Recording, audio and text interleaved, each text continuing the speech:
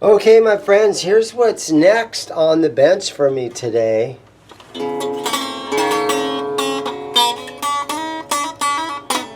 It's like a dobro, J Turser, and he wants new strings on it.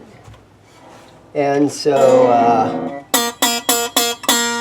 kind of cool, right? Some guys are way into these things. I actually had a national dobro for a little while, and I did good with it.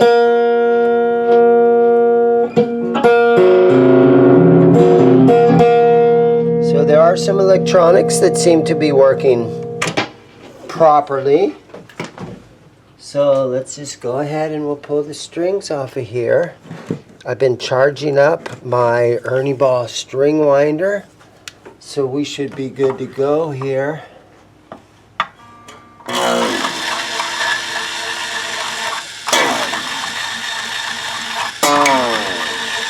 Now there's a piece of wood underneath here. It's kind of a tricky style of bridge to have to mess with. Because, you know, underneath here is like an aluminum cone that's made to sort of project the sound out. So because of that, the idea of having electronics in a dobro is still kind of weird. But because of this bridge, it does sort of still give you that banjo sort of style of sound, right? That kind of twangy banjo thing. And there is a piece of wood under here that all these strings rest on. Yeah, so one thing that gives this sound is this wooden bridge piece. And the strings actually, I don't have them tuned up yet, but they actually just kind of rest on that wooden piece that's in there. And that's what helps to give this that unique sound. And the strings just kind of hook in right there in the front. And that wooden piece that's underneath there that works as the bridge, it's just sort of floating on there. So it will come out, and it'll come, you know, out of its position, out of its little plate that it sets in. So I got to be careful not to let that thing move out of position. It's right underneath here, and again, it's a little piece of wood that lays across there. So, again, I gotta be sort of careful with that one, not to let that piece come out of there. The fret ends feel nice. I know you guys hate it when I don't put the lemon oil on here, so we're gonna put a little bit of lemon oil on there, and then shine it up a little bit. Alright guys, here's the funnest part of the video according to the comments. A little bit of F1 oil on the fretboard. Couple of dots. It goes real far. Little goes a long way. Grab a paper towel and just spread it on here.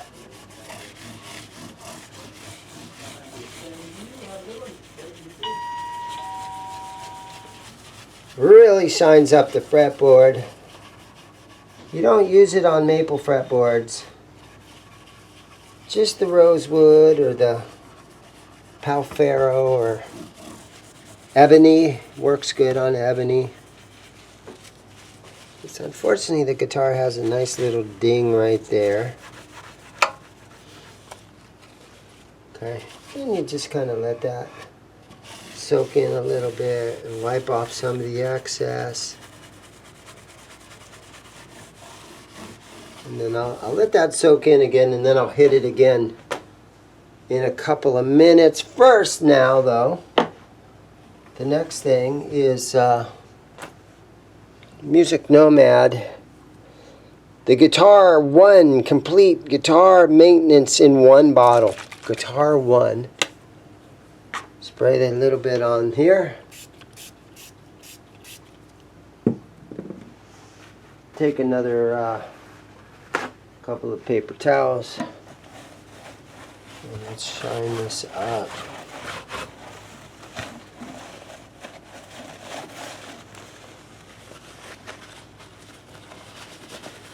You always want your repairs to come out looking nice and clean, better than when they came into the store. Always try to make them go out better looking than when they came in. Once in a while you'll get a guy that doesn't want his guitar to be clean though. One time a kid had blood all over his guitar because his fingers started bleeding. And I cleaned all that off there, and he's like, "Bro, you cleaned all the blood off, man. That was cool." I'm like, "No, it's not." Okay, so yeah, there we go.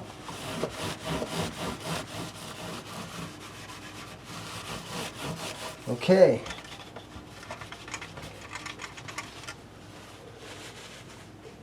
Let's snug the tuners down here. Make sure they are nice and tight. Yeah, so just for tuning stability, make sure your tuners are tight.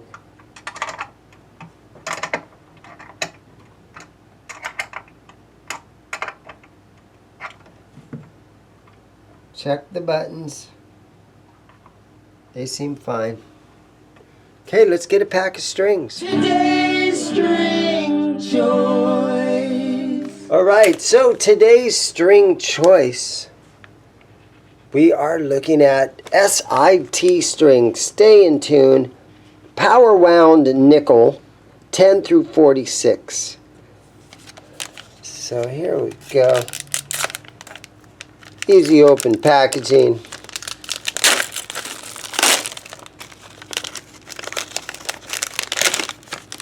Watertight packaging. Got an extra layer of plastic in there. Okay, so we're going to start with our low E string.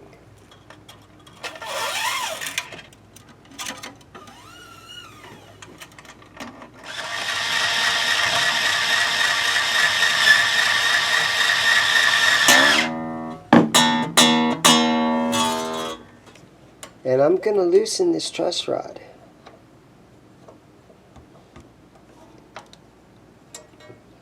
There we go. It's looking better. Okay, so here's our G string.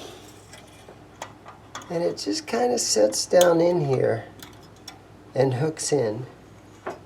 So you have to kind of hold some tension on it. Oh, and I forgot to go under the string tree. So you take it under the string tree. Then you put it in the tuner. And then you hold it tight. Keep some tension on it, or it'll come right out of the bridge. Or the tailpiece rather. Come right on out. This is looking good. Okay, so now I'm going to move to my A string and our B string.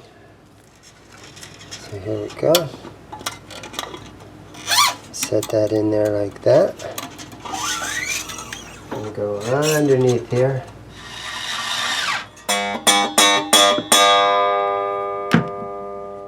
These SIT strings give you 2 B strings and 2 extra E strings, so that's always nice to have a few extras laying around.